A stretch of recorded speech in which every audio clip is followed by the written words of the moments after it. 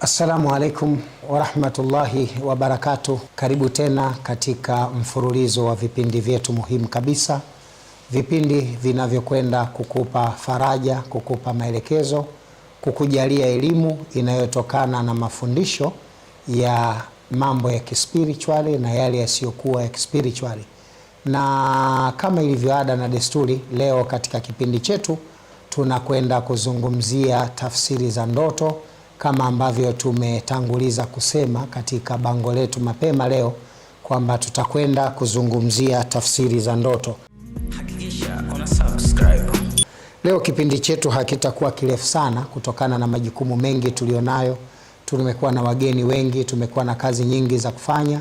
Kwa hiyo tutakuwa na kipindi takriban saa moja hivi, nusu saa ya kipindi na nusu saa ya maswali, ili tuweze kuwahudumia wageni ambao tuko nao katika ofisi yetu. Mpenzi mtazamaji, nitumie fursa hii kukuamkua kwa maamkuzi ya Mwenyezi Mungu. Assalamu alaikum wa rahmatullahi wa barakatuh. Mpenzi mtazamaji, karibu katika kipindi muhimu kabisa, kipindi cha tafsiri za ndoto, kipindi ambacho kimsingi kinakwenda kuzungumzia ndoto za aina mbalimbali, tafsiri za ndoto hizo na makusudio ya ndoto hizo, kama ambavyo tungependa kuzieleza katika kipindi chetu. Mpenzi mtazamaji, leo tunakwenda kuzungumzia tafsiri za ndoto mchanganyiko, yani ndoto tofauti tofauti. Lakini kabla hatujazungumzia tafsiri za ndoto, ni vizuri kwanza tukajifunza, kwa wale ambao pengine ni wageni na ndio mara yao ya kwanza wanapata kufahamu vipindi hivi, ni vizuri wakatambua na kufahamu kwa nini tunakwenda kuzungumzia tafsiri za ndoto. Kwa nini tuzungumzie ndoto? Kwani ndoto ina umuhimu gani katika maisha ya mwanadamu? Kwani mwanadamu asipoifuatiliza ndoto, akaignore ndoto, nini kinaweza kutokea? Mpenzi mtazamaji, kama tulivyokuwa tumeeleza siku za mwanzo kwamba ndoto ni jambo ambalo limegawanywa katika makundi makubwa matatu. Kuna ndoto zinazotokana na Mwenyezi Mungu, ambazo hizi tunaziita ndoto taarifa. Kuna ndoto zinazotokana na shetani, yani ndoto za udanganyifu, na kuna ndoto zinazotokana na kumbukumbu ya maisha anayoishi mwanadamu katika siku yake nzima aliyotangulia kuishi. Hizi ndio makundi makubwa matatu ya ndoto. Ama kila ndoto katika hizi ina faida zake na hasara zake. Ndoto inayotokana na shetani inapompata mwanadamu, ndoto hii inaashiria kumpoteza mwanadamu katika njia sahihi ya Mwenyezi Mungu Subhanahu wa Ta'ala. Ndoto inayotokana na Mwenyezi Mungu ni ndoto inayokwenda kuelezea maisha ya mwanadamu anayoyapitia. Moja kati ya mambo mawili: ima kuna changamoto anazipitia bila yeye kuzifahamu, ndoto inakwenda kutatua na kutafsiri, kutoa maelekezo juu ya yale mambo yasiyokuwa ya kibiolojia ambayo mwanadamu anayapitia bila yeye kuyajua. Labda huenda amepatwa na hasadi, huenda amepatwa na uchawi, huenda amepatwa na majini wachafu, huenda amepatwa na mizimu mibaya. Hizi aina tatu za vitu ama vitu vinne nilivyovieleza, vinavyotengeneza madhara katika mwili wa mwanadamu au katika shughuli zake au katika afya yake au katika mahusiano yake. Kwa kawaida Mwenyezi Mungu anakuonesha. Wako watu Mwenyezi Mungu amewawezesha kuwaonesha, ima kabla tukio halijatokea au wakati tukio limeshatokea au kuwa tukio linataka kutokea.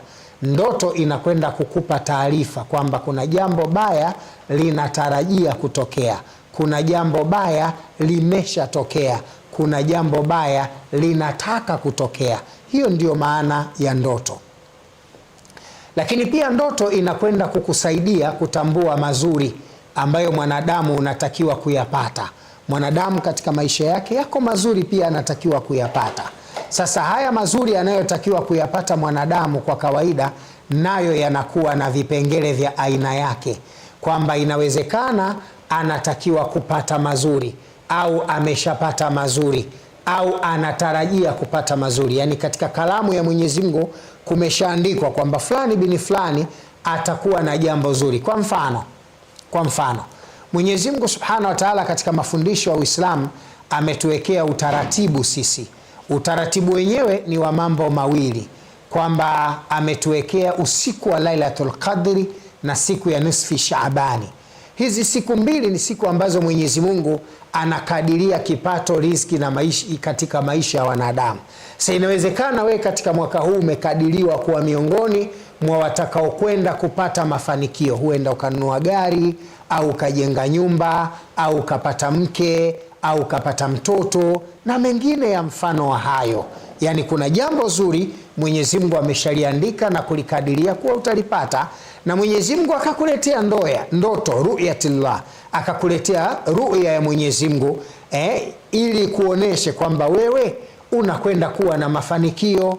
Sasa haya mafanikio haya, hii ndoto hii inayokwenda kukuelezea juu ya kupatikana kwa mafanikio siku za mbeleni, hii unatakiwa nayo utambue thamani ya ndoto, umuhimu wa ndoto na faraja inayopatikana katika ndoto. Sasa ndoto inakwenda kutoa maelekezo kwamba wewe unakwenda kupata faraja, ima kupata mtoto au kupata nyumba au kupata gari au kupata fedha, kupata mali, utajiri, kazi na kadhalika. Hizi ni ndoto. Kwa hiyo ndoto inatoa taarifa ya mambo mazuri au inaweza kutoa taarifa ya mambo mabaya, ili mradi tu ndoto hiyo itatokana na Mwenyezi Mungu. Mpenzi mtazamaji, ndio maana tumeona ni muhimu sasa tuwaeleze watu tafsiri za ndoto, ili mwanadamu imuie rahisi anapoota ndoto ajue kwamba ndoto hii inaniashiria kwenda kupata mabaya, ndoto hii inaniashiria kwenda kupata mazuri, ndoto hii inaniashiria kwenda kupata kadha wa kadha wa kadha wa kadhalika. Huo ndio utaratibu, na ndiyo sababu tumekuwa tukitafsiri ndoto ili mwanadamu apate kuona umuhimu na thamani ya kutambua tafsiri za ndoto. Muda huu sasa tutakwenda kuzungumzia baadhi tu, ndoto ni nyingi, baadhi tu ya ndoto ambazo tutakwenda kuzitafsiri na kukupa maana halisi ya tafsiri ya ndoto hizo, ili ujipange. Kama umeiota ndoto yenye madhara, cha kufanya unatakiwa kufanya dua inayoitwa dua ya dafal bala. Dua ya dafal bala ni dua ya kuondosha balaa ikiwa unajiona unaelekea kwenda kupata balaa. Na dua ya dafal bala ni dua maalum kama aina ya zinguo, ama ukipenda unaweza ukaita ruqya. Ruqya ndiyo zinguo na zinguo ndiyo ruqya, na ndiyo dua za dafal bala. Hizi ni dua za kuondosha balaa katika mwili, dua za kuondosha balaa katika biashara, dua za kuondosha balaa katika shamba, dua za kuondosha balaa katika mifugo, dua za kuondosha balaa katika kazi na kadhalika na kadhalika na kadhalika. Dua za dafal bala ndio dua ya kuondoa nuksi, mikosi, vifungo, mabalaa, giza na kadhalika. Na zina utaratibu wake na zinatofautiana ukubwa wa dua kulingana na ukubwa wa tatizo. Kama unavyoona bunduki zinatofautiana risasi. Risasi ya bastola sio risasi ya shotgun, risasi ya shotgun sio ya SMG, ya SMG sio ya 44, yani zinatofautiana. Kama unavyoona bunduki zinatofautiana ukubwa wa risasi, uwezo wa kupiga, umbali wa kupiga, na dua pia zinatofautiana kulingana na ukubwa wa tatizo. Kwa hiyo kwenda kufanya dua dafal bala kwa hilo anayekufanyia dua, cha kwanza wewe unatakiwa uende kwa mtu ambaye ana taaluma ya kutosha ya dua, ili afanye dua kulingana na ukubwa wako. Asije akawa anampiga tembo alafu kashika bastola risasi 6, yani itakavyokuwa, yani hata tembo atikisiki, atakuwa kamkunguta tu makalio, tembo ataendelea na safari, hata mtikia hatikisi. Kwa nini? Kwa sababu hawezi kuumia.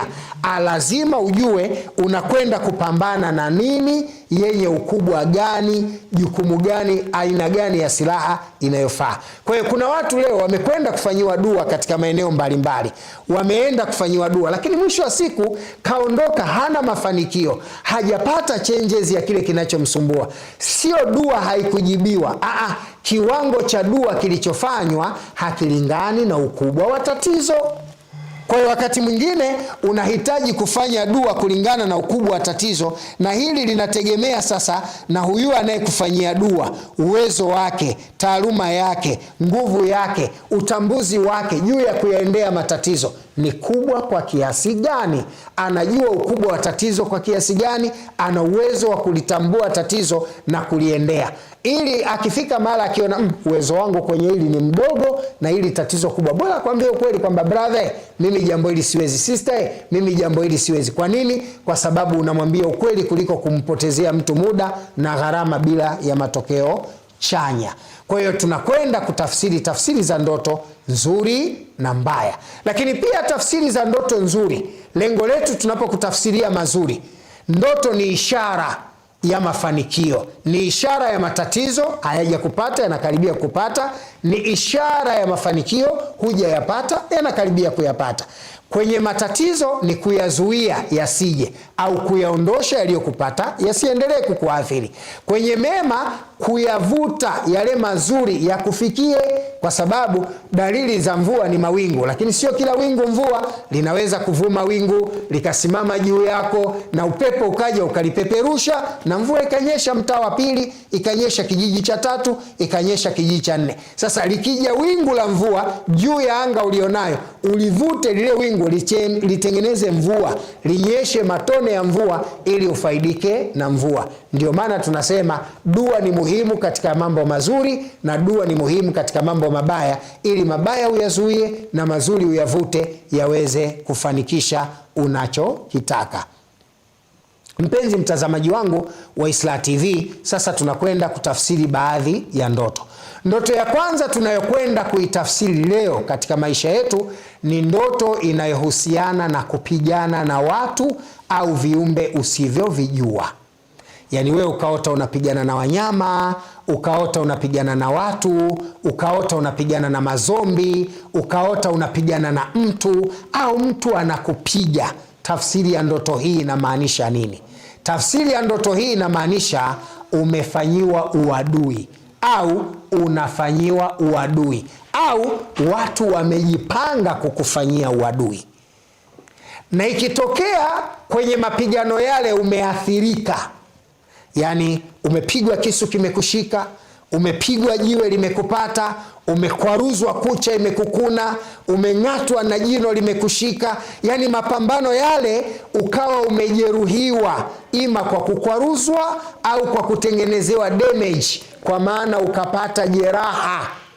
Tafsiri yake madhara ya tatizo hilo yamesha kupata.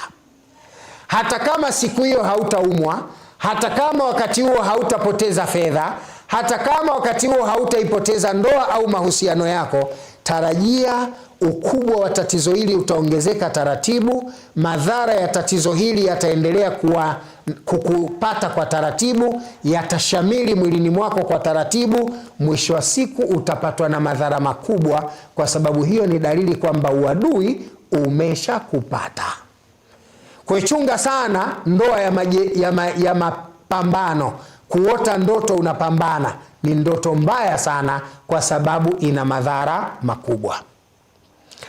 Ukaota ndoto unatumbukia shimoni, yani umeota ndoto unatumbukia kwenye shimo, yani unaangukia kwenye shimo, labda watu walitega shimo ukapita ukakanyaga ukaona tumbukia, au umekaa tu ulikuwa unakimbia ukajikuta unatumbukia shimoni, lakini ndoto yako hasa unatumbukia ndani ya shimo, iwe kwa spidi iwe taratibu, lakini unatumbukia katika shimo. Au ukaota uko ndani ya shimo lenyewe, unatafuta kamba ya kutoka huioni, unatafuta ngazi ya kushika huioni, unatamani kutoka ndani ya shimo upande juu. Ndoto hizi mbili, kwa maana ya kuwa unatumbukia au uko ndani ya shimo, hizi ni katika ndoto mbaya. Ndoto hizi zinaashiria ushapatwa na tatizo, sio ushapatwa na tatizo. Yani tatizo tayari unalo. Kama watu wamekupiga kwenye mlango wa uchumi, yani wewe umaskini unakunyemelea. Kama ni kazi utafukuzwa, kama ni biashara itafilisika, kama ni maisha ya kazi hayatakwenda sawa. Kama umepigwa kwenye mlango wa mahusiano na ndoa, kama ndoa itakuwa haina amani, au mtagombana sana, au utaachana bila sababu, au utaachwa au utaacha. Hayo mazingira yatakuja. Kama itakuwa imepigwa kwenye mlango wa afya, basi tarajia maradhi yatakuja, maradhi ambayo yatakosa dawa na yataleta athari kubwa katika maisha yako. Kwa hiyo kuota ndoto unatumbukia katika shimo, au kuota ndoto umetumbukia ndani ya shimo unataka kutoka na unashindwa, hiyo ni katika ndoto mbaya na ni ndoto zenye madhara makubwa. Unafaa kufanya dua ya dafal bala ili kuondosha athari zitokanazo na ndoto hiyo. Ndoto nyingine ni kuota unateleza. Kuna baadhi ya watu anatembea anaota anateleza, anataka kuanguka. Hii ni ndoto mbaya sana. Tafsiri yake ndoto hii, unataka kuingia kwenye matatizo, au maadui wameshakutegea mtego, tayari wameshakuweka kwenye line na wameshapiga hesabu zishakubali. Kinachosubiriwa ni muda na wakati wa kukubebesha mzigo wa tatizo wanalotaka kukupa. Kama ni uchawi, ushaandaliwa, mazingira ya kukutegea uchawi yashapatikana, utaratibu wa kufikisha madhara ya uchawi mwilini wako yashafanyika, kiumbe wa kufikisha uchawi ndani ya mwili wako ashapatikana. Kinachosubiriwa ni muda na wakati wa kukubebesha mzigo wa athari ili udhurike. Kwa ndoto ya kuteleza ni katika ndoto mbaya na ni ndoto zenye madhara makubwa sana. Ndoto nyingine mbaya ni kuota ndoto ukasahau. Ndoto nyingine mbaya ni kuota ndoto na ukasahau. Yani wewe ukilala ukaota ndoto, ukiamka hukumbuki. Ukiota mara 20 unakumbuka moja, tena vipande vipande kwa kusahau. Yani ndoto zako nyingi umekuwa mtu wa kusahau. Kusahau ndoto ni tatizo miongoni mwa matatizo makubwa. Kwa nini? Kwa sababu unapoota ndoto ukasahau, tafsiri yake kwanza una vifungo. Tafsiri yake kwanza una vifungo. Tafsiri ya pili, yule aliyekuroga, kama umerogwa na jini au umerogwa na mzimu au umerogwa na mchawi au umefanyiwa hasadi na mtu, ule uchawi, yale madhara yaliyofanywa ndani ya mwili wako yakakupata, yale madhara pia yamerogwa yakafungwa ili usiyaone. Hiyo ndio tafsiri ya kusahau ndoto. Kwa hiyo wewe hata ikitokea unaenda kwa mtaalamu, unaenda kupata tiba, mtaalamu ni ngumu sana kugundua unaona nini. Anaweza kukuona una jini mahaba kwa dalili, kumbe una jini wa kichawi, kwa sababu mara nyingi yale madhara hufichwa, alafu hutangulizwa kitu ambacho hakiwezi kikitibiwa kikamaliza shida yako au kikamaliza madhara yanayokusumbua au athari zilizokutokea. Kwa hiyo kuota ndoto ukasahau ni dalili mbaya. Lakini pia kuota ndoto alafu usijue kama umeota, au Kiswahili kingine kuto kuota ndoto kabisa. Yani ukimuona mtu haoti ndoto kabisa, huyo ni mayiti. Mayiti, huyo ni maiti. Kwa sababu kuto kuota ndoto kabisa ni vifungo vya kuzuia usijue chochote katika habari za mambo ya kispirituale. Liwe zuri, liwe baya, we hujui. Yani we ni maiti, we ni maiti. Tena maiti yenyewe sio ile roho, maiti yenyewe ule mzoga wa mwili ambao hautambui chochote. Bora roho inaweza kupewa mwili mwingine ikatambua kuna nini. Yani wewe ni mzoga, maiti. Kwa hiyo kuto kuota ndoto kabisa ni moja kati ya matatizo makubwa sana. Ndoto nyingine ni kuota marehemu anakuita. Yani wewe una babako, una mamako, na shangazi yako, alafu ikatokea kaja, alafu akakuita, akataka muende.